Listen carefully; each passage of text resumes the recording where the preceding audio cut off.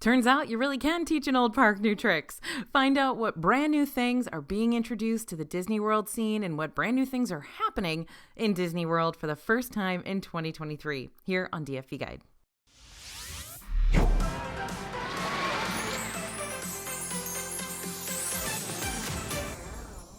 Hey everybody, it's AJ for Disney Food Blog. Over the past 51 years, Disney World has constantly changed and adapted to keep your attention, and now they're doing just that again throughout 2023. So today we're covering all the different things Disney World is doing for the first time ever, and how you can not only become part of these changes, you may already be part of them anyway, but how you can navigate around them if you need to. So let's talk about Genie Plus first. We're not talking about Genie Plus itself, we're talking about Genie Plus actually selling out. I thought I'd seen it all when it came to Disney World park crowds when I saw a 60-minute wait for Grand Fiesta Tour this past Christmas. That made me stop and go, do I even know Epcot anymore? What kind of alternative reality is this? But then February 19th, 2023 rolled around and we saw something else we'd never seen the crowds do before. They sold out of Genie Plus. So before you go, hold on a minute, AJ, isn't February supposed to be a slower season for Disney World? It normally is. However, that February weekend was President's Day weekend, meaning lots of families had an extra day off of school. And you know we always talk about not going during 3-day weekends, right? With that extra day, we saw Genie Plus completely reach its limit, something we've seen happen at Disneyland, but never at Disney World. If you plan on traveling to Disney World during a busier time of year and you're planning on relying heavily on Genie Plus's premium Lightning Lane services to help you bypass those queue lines, make sure you buy Genie Plus as soon as you get the chance. Genie Plus goes on sale daily starting at midnight, but Lightning Lanes don't go live until 7 a.m. The good thing is you can purchase Genie Plus and book your first Lightning Lane of the day from the comfort of your hotel room. So even if you wanted to go back to sleep after choosing your first Lightning Lane ride selection, you do have that option. I am the snooze button queen, so this is my strategy every time. Also, quick word of warning, because Genie Plus prices do fluctuate, those busier times of year around the parks will also max out those Lightning Lane prices. At its peak, we've seen Genie Plus reach $29 per person per day, so make sure to save as if Genie Plus will reach those peak price points. And then if it doesn't, cool, you got some extra money to spend, but if it does, you're covered in your budget. To learn even more about how to make the most of this premium feature, especially if you're paying top dollar to use it, check out our Outsmarting Genie Plus video next, because we've got some major tricks that we want to share with you. Now, remember, it is spring break right now as I am recording this. That end of February through March and even into early April this year, because of where Easter falls, you're going to see spring break crowds in Disney World. We've already seen Disney Genie Plus sell out a couple more times, and I think it's going to keep happening here during the spring break timeframe. Okay, we ripped that Genie Plus band-aid off immediately for you. Now it's time to get into the things we're way more excited for. For the first time in forever, Disney World will be offering table service dining in a brand new popular land. If you ever stepped foot in Disney's Hollywood Studios and thought it was great, but just lacking in the barbecue department, then you're going to be thrilled to find out Toy Story Land's newest Roundup Rodeo barbecue story. This is a table service restaurant that puts you at the center of a rodeo arena, created by Andy, of course, where you'll be surrounded by Western toys, character cutouts, and tons of brightly colored props. Along with all the fun designs and setup, you'll be served family-style barbecue fare, meaning you'll have unlimited options served straight to your table for the family to share among themselves. Platters will include house-smoked meats, classic sides, and miniature sweet surprises, some of which star our favorite piece of plastic, Forky. And after waiting forever and a day for this place to open up, if you will recall, they kept pushing back the opening date over and over again, it finally did open on March 23rd this year, meaning you can make advanced dining reservations for it right now or see if you can get a walk-up table. You can start making your advanced dining reservations 60 days before your trip kicks off, so mark it on the calendar and set those phone alarms, because this new restaurant could get booked up solid every single day. Next, let's talk about new things coming to Epcot, right? For the first time in forever, Disney World is going to have an entire attraction dedicated to Moana. Journey of Water will be a lush exploration trail that allows guests to meet and play with magical living water inside an immersive walkthrough area. But along with getting to play with this anthropomorphic water, I guess, Imagineers are also busy creating this experience to help us learn a few things along the way. like protecting the water cycle and showing us the role we all play in preserving water for years to come. We've started to see more and more concept art being leaked by Disney, getting us all pretty excited about what we can expect to find when we finally get to walk through this area ourselves when it's open and ready for guests. And let me tell you, that concept art with all the illuminating waterfalls, that is incredible. It looks very relaxing and super zen, and I'm gonna be there all the time. Like, I'm just gonna go live in Moana Journey of Water with Te Fiti. It's just gonna be us girls chilling and hanging out, and that's where I'll be in Epcot if you're looking for me. Just recently, Disney announced that Journey of Water will be opening this fall, but we still don't have any exact release dates yet. When we do learn about them, we'll be sure to give you a heads up. Next, for the first time ever, we are seeing Splash Mountain be rethemed, right? Once upon a time, Magic Kingdom was the home of a triple threat. You could conquer Big Thunder Mountain Railroad, Space Mountain, and Splash Mountain in a single day, and you'd have major bragging rights. But things have changed a little bit since then. We've got Seven Dwarfs Mine Train, that's another mountain for ya, and Splash Mountain is about to get an overhaul. On January 22nd of this year, Magic Kingdom closed down Splash Mountain after its 30-year run. But don't panic, the mountain itself isn't going anywhere. It's just the theming that's being replaced. Instead of the ride being focused around the film Song of the South, it'll now be centered around what happens after the Princess and the Frog's final scene. So expect lots of jazzy tunes, forest friends, and good home cooking. When the mountain reopens, it'll be called Tiana's Bayou Adventure, but don't get too excited to ride this one just yet. The water flume ride will be closed for the remainder of 2023 and isn't slated to reopen until later in 2024. But in the meantime, you can get hyped for that grand opening by checking out our Princess and the Frog themed shirts, now live on dfbstore.com. Or if you're feeling a little nostalgic, we've also got Splash Mountain shirts available on our store website too, at dfbstore.com. Now it's time to talk about some characters that have never been seen in Disney World before. They are fan favorites and they are now here for the very first time. If you've quickly become Mando and Grogu's #1 fan, then maybe you'll get the chance to tell them that in person. In honor of the Season 3 premiere that happened last month, the Mandalorian and Grogu started appearing for the first time in Galaxy's Edge. Initially, we thought maybe this was going to be a one-and-done ordeal, especially since Mando and Grogu were getting swarmed just walking around out in the open, but they reappeared the very next day with way fewer crowds to slow them down.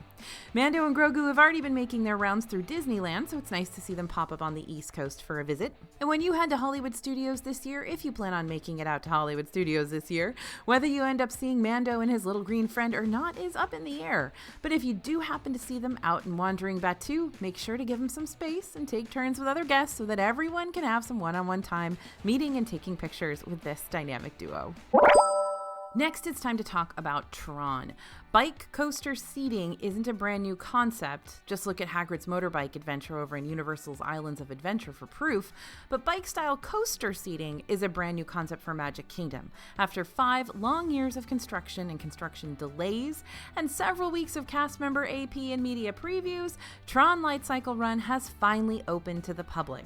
Starting officially on April 4th, but with a little soft open there before. Tron is a high-speed launch coaster that takes you on a digitized light cycle race around a track that's both indoors and outdoors.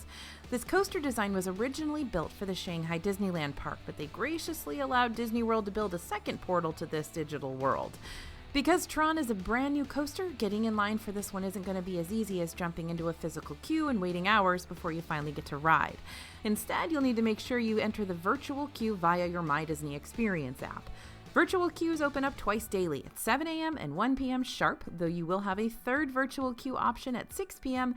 if you plan on using your extended evening hours benefit, if you're staying at a Disney Deluxe Resort, which lets you gain an extra 2 hours inside Magic Kingdom after it closes for everyone else.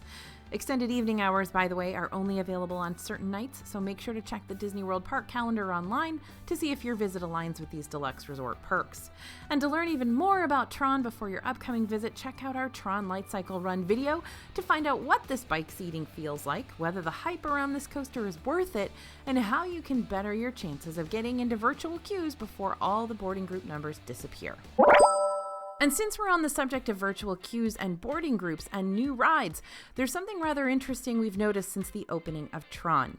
When Rise of the Resistance over in Hollywood Studios kicked off the whole virtual queue process back in 2019, we've only ever seen one brand new ride take on a virtual queue system among all 4 parks at a single time. And yet here we are with a brand new coaster in Magic Kingdom, and Guardians of the Galaxy Cosmic Rewind in Epcot is still wanting to hold on to its virtual queue system for a little while longer because frankly, it needs to. That means there's a good possibility you're going to have 2 virtual queues to think about when it comes to your Disney World visit this year. The only way I could see the 2 boarding groups in one day strategy actually working is again with that extended evening hours benefit. You could enter one virtual queue at 7 a.m. and the second one at 6 p.m. without having to physically be in either park. But with the 1 p.m. drop, you do have to physically be in the park with the ride that you're getting the virtual queue for, and since park hopping doesn't start until 2, you'll have missed that 1 p.m. virtual queue by the time you arrive at your second park of the day. We're not sure how much longer Cosmic Rewind will keep holding on to its virtual queue system, but we'll let you know if anything changes after the release of this video.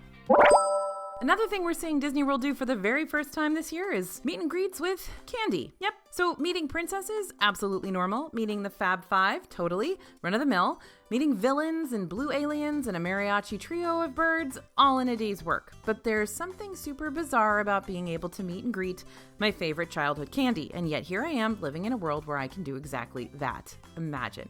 The M&M store at Disney Springs introduced us to M&M meet and greets this year. Initially, we got to meet Yellow, the peanut M&M, who appeared every Friday, Saturday, and Sunday from 12 to 8 p.m. But in honor of Women's History Month, Ms. Brown was introduced to the scene and came out every day between 10 and 6 p.m. throughout the month of March. The M&M store is hoping to add more characters and more meet and greet times soon, so be on the lookout for more chocolate-coated friends to appear in the near future. And now, it's not every day that Disney World decides to make something cheaper. But what we've never seen happen before is Disney World taking once free benefits, charging for them, and then making them free again. But that's exactly what happened this January when free parking was reinstated at the Disney World hotels for all resort guests. Now keep in mind that if you aren't staying at one of the hotels, you still won't be allowed to park in these Disney hotels unless you're actively staying there as a guest or if you've made advanced dining reservations for one of the restaurants. However, you can still visit these hotels by taking Disney's free transportation over to any one of them from one of the theme parks or Disney Springs bus stops. It's also important to remember that non-resort guests will still have to pay to park at the theme parks each day, around $25 per vehicle, but hotel guests, as well as DVC members and annual pass holders, can also continue to park at these locations at no extra cost. Something else Disney is doing for the first time this year is offering more after hours at new parks. We've dropped into the Twilight Zone past midnight in Hollywood Studios, joined the Seven Dwarfs mining adventures in Magic Kingdom without waiting hours to do so, and grabbed free Mickey Premium bars in relatively empty parks for both theme park locations. But never have we been able to party like this in Epcot before, not until this year. Starting June 1st, Epcot will be introducing a brand new after hours event for its park, which will take place after the park closes for regular day guests. Whenever this event is offered, which will mostly be on select Thursdays throughout the rest of the summer leading up to August 24th, the festivities will kick off at 10 p.m. and will run until 1 a.m. Better add an extra shot of espresso to your coffee that day. But what are you going to be able to do during this time? You'll be able to ride almost all of your favorite Epcot rides with little to no wait time, including attractions like Frozen Ever After, Remy's Ratatouille Adventure, and Guardians of the Galaxy Cosmic Rewind. No virtual queue necessary. You'll be able to snack on complimentary ice cream, popcorn, and select bottled beverages offered throughout the park, and meet special characters who will be announced at a later date. We'll let you know more just as soon as those big names are dropped. Planning to take advantage of all this limited time offering? Then get the most out of that separate ticket price. While the after hours event itself doesn't start until 10 p.m., event ticket holders can enter the park as early as 7 p.m. to get a head start on the fun. I like to use that time to have a meal, maybe do some of the things that aren't available during after hours, like some shows and maybe some meet and greets, etc. So that's a good time to do all of that while the park is still open. Now let's talk fireworks next, because we've got some big first-time things happening when it comes to fireworks. So long, Harmonious and Disney Enchantment. You treated us well and entertained us thoroughly during your brief time in Epcot and Magic Kingdom, but now that the 18-month-long 50th year anniversary celebration has finally come to a close, so have these two nighttime spectaculars. But the story doesn't end there. For the first time ever, Disney is returning 2 nighttime spectaculars that longtime Disney World fans are more than familiar with. First, you've got Epcot Forever, a fireworks show that showcases music straight from Epcot's own history books, or rather history CDs, or history vinyl? I don't know. The show hasn't changed much since the last time we saw it, back in summer of 2021, but that's more than likely because this show is currently serving as a temporary fill-in, as Disney Imagineers are busy working on their new Epcot Nighttime Spectacular set to premiere later this year. We don't know a whole lot, actually we don't really know anything about the new fireworks show yet, but in the meantime it's nice to say hi to Epcot Forever again, just like reconnecting with a situational friendship. And then we've got the big one, Happily Ever After, which returned to Cinderella Castle on the same day that Epcot Forever returned to World Showcase Lagoon on April 3rd. But unlike Epcot Forever, Happily Ever After did change a little bit. Now we've got new castle and Main Street USA projections to go along with that classic song that many fans dearly missed. And while Epcot Forever is pretty easy to see from almost anywhere around World Showcase, crowds for Happily Ever After do get awfully intense, so if you want to make sure you've got a decent viewing location secured before the show starts, try finding a place to stand on Main Street USA or somewhere up towards the front of the castle, maybe the hub area, at least 45 minutes ahead of time, especially if you're going during one of the first few nights of Happily Ever After. It's going to be a very popular show for a little while. Now let's start talking about ride changes here. Some of the most subtle changes that happen to the Disney World rides can actually end up being some of the most meaningful. Take for instance the new additions we recently saw pop up inside It's a Small World.